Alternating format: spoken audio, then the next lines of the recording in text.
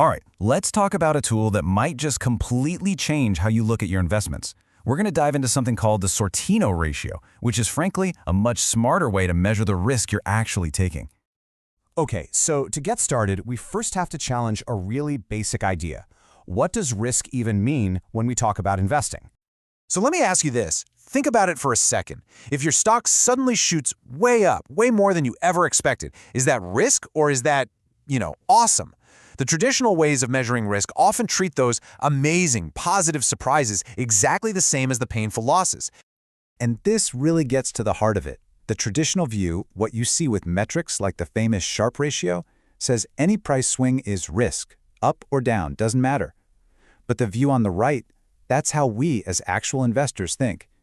It says the only risk that really matters is falling short of our goal. That's the bad stuff.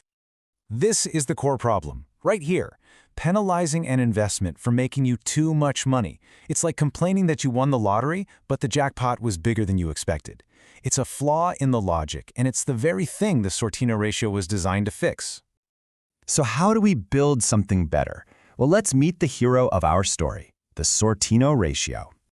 At its core, the Sortino ratio is just a more refined way to look at risk-adjusted return.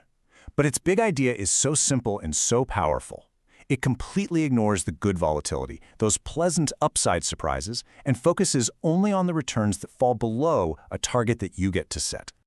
And that target has a name, the minimum acceptable return, or MAR. This is the game changer because you define it. It could be 0, it could be the inflation rate, or maybe it's a personal goal like an 8% return for your retirement. This makes the Sortino ratio a personalized tool that asks, is this investment helping me meet my specific goal for the amount of bad risk I'm taking? Now, don't let the formula scare you. It's actually really intuitive. The top part is simply your return minus your target return. That's your reward, right? And the bottom part, downside deviation, well, that's the secret sauce. That's the number that only measures the harmful, bad volatility. So how do we calculate that bad volatility? It's really just a four-step process. First, you toss out all the good returns and only look at the ones that didn't hit your target.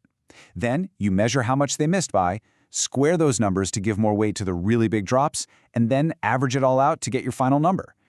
And when you run the numbers for a sample portfolio, you get a single figure that neatly represents its harmful volatility. In this case, it's 4.60%. This number is the risk part of our risk-reward calculation. Okay, so now that we know how it works, let's put the Sortino ratio head-to-head with its older, more famous cousin, the Sharpe ratio, to really see the difference shine. And remember, this isn't just a matter of different math. We're talking about a fundamental, almost philosophical divergence about what risk even means in the first place. The differences are pretty huge when you lay them out. Sharpe looks at total volatility, which is fine for investments that have nice, neat bell curve returns. But Sortino, it zooms in on just the downside. That makes it way better for assets with skewed returns. Things with lots of small wins and a few big losses, or vice versa.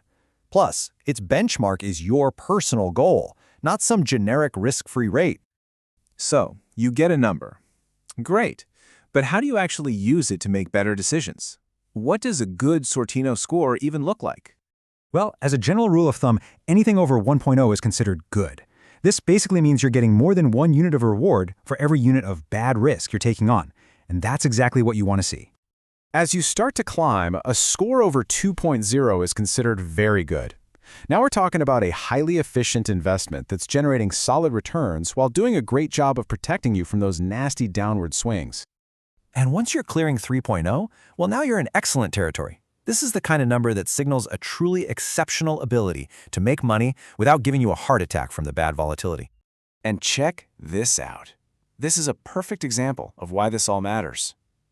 Look at these two funds. On the surface, Fund X looks better, right? It's got a higher return at 12%.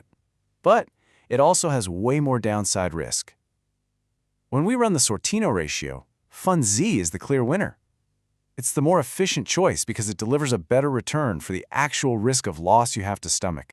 This focus on lopsided performance is what makes the Sortino ratio the perfect tool for evaluating things like hedge funds, complex options trades, really any strategy where the good old Sharpe ratio might give you a totally misleading picture of the real danger involved. Now, I love this ratio, but let's be clear. It's an incredibly powerful tool, but it is not a crystal ball. It is absolutely essential to understand its limits. So it's really important to remember what it doesn't do. For one, it's backward-looking. Past performance isn't a guarantee of the future, as we all know. It also has tunnel vision.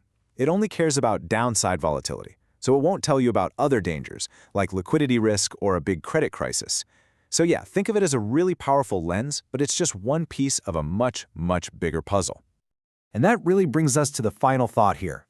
The Sortino ratio gives us a powerful new way to see the world.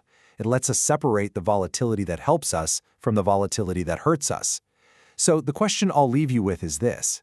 Now that you can tell the difference between the two, how will you measure success?